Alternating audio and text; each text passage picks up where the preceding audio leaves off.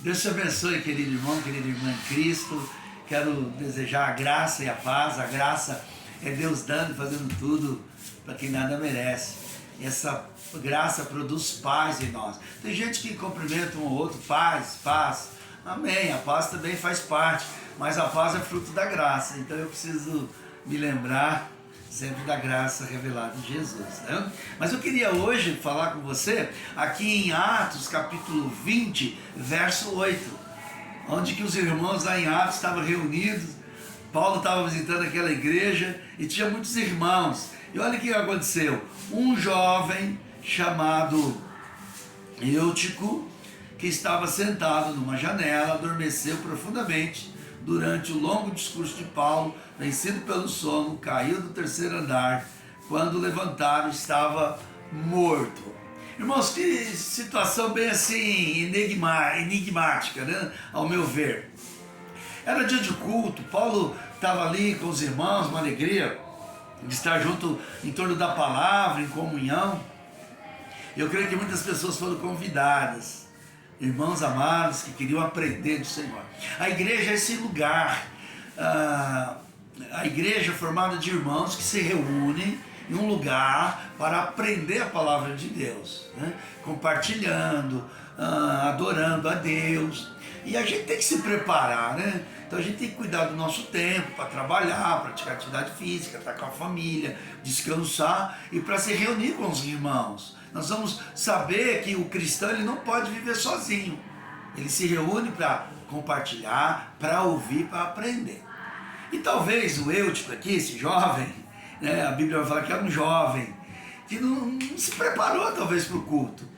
E mais do que isso, é interessante ver que ele senta na janela. Talvez lá no salão, e aqui diz que ele caiu, né? Era lá, tinha mais de um piso, né? Ele estava sentado numa janela e caiu do terceiro andar. A Bíblia diz do terceiro andar, olha só que queda, né?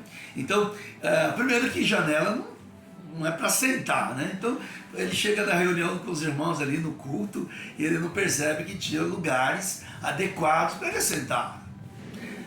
E uma das lições que eu tiro aqui é assim: nós vamos saber o lugar que a gente ocupa no corpo de Cristo, na igreja. Um deles é amar Jesus, é adorar, é servir, é cuidar, é interceder. Então a gente tem que saber, você está orando pela igreja? Ou você está distraído e sentando em qualquer lugar? Cuidado. Tem gente que não está nem aí com nada. Será que é cristão? Não sei, vamos pensar. Mas ele chega ali e senta na janela. Ele não percebe que ali é um lugar inadequado e que ele não vê o perigo. Você percebe que ele senta numa janela, não vê o perigo, e para piorar ele estava com muito sono. Diz o texto que ele dormiu. Tudo bem que Paulo pregou bastante, mas a Bíblia diz que só ele dormiu. Porque às vezes, eu sei que às vezes a gente pode dar uma cochilada, tá cansado, né? Eu me lembro quando era jovenzinho, eu trabalhei o sábado todo carregando e descarregando um caminhão, e à noite eu fui para a reunião dos jovens e eu dei uma pescada. E eu levei uma bronca do pregador. Ele não sabia que eu estava trabalhando, não sabia, e eu fiquei ali, mas eu não caí nem desmaiei, né? Graças a Deus. Mas pode acontecer, às vezes a gente tem um dia exaustivo e o sono pode bater. Mas o que nós temos que olhar aqui, será que não havia uma indiferença no coração desse jovem? Ao ponto, porque se você tiver com sono, levanta, toma água, lava o rosto, não é verdade? Mas aqui a gente precisa entender que havia uma sonolência da indiferença. E aí ele senta no lugar errado, e ele cai, e ele morre. Então, às vezes as pessoas estão na igreja, não sabem o seu lugar no corpo de Cristo, ele vai a hora que dá, ele não participa. E você é cristão, você é chamado para adorar, servir, ofertar e dizimar. É a obediência à palavra de Deus. Então o discípulo de Jesus, ele não tem que sentar em qualquer lugar. Você precisa da direção de Deus para o seu trabalho, para as suas finanças, aquilo que você compra, aquilo que você vende, não gastar além do que ganha. Deus quer abençoar nossas finanças. E às vezes muitos irmãos acabam negligenciando, tem uma sonolência financeira, não participa, não oferta, não doa e não participa da palavra. Ele dormiu, ele perdeu a mensagem. E quando a gente perde a mensagem, a palavra de Deus, a nossa vida vai degringolando. Mas graças a Deus que Paulo foi lá, orou por ele, né? Graças a Deus tem gente orando por mim e por você. Eu queria orar por você também, no término dessa reflexão, mas eu queria que você pensasse que se a gente não vigiar com a palavra que queima, a palavra que é água, que limpa, a gente entra numa sonolência, a gente se distrai, a gente não procura entender que nós precisamos da palavra de Deus. A nossa mente está cheia de coisas, a gente vive carregado com informação de tudo quanto é lado. Você sabe o que eu estou dizendo, né? E aí não tem lugar para a palavra, aí a palavra vai cansando.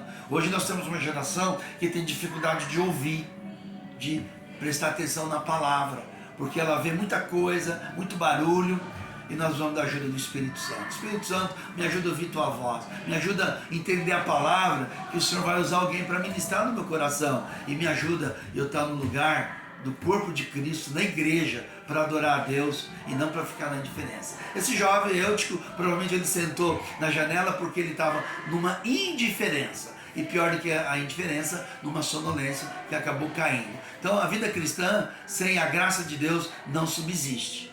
Você volte para o Senhor, se arrependa e que Deus desperte a gente para viver para a glória dele em dias tão desafiadores e onde tem tantas coisas tão atrativas para nós e a gente tem negligenciado. Temos que pedir perdão.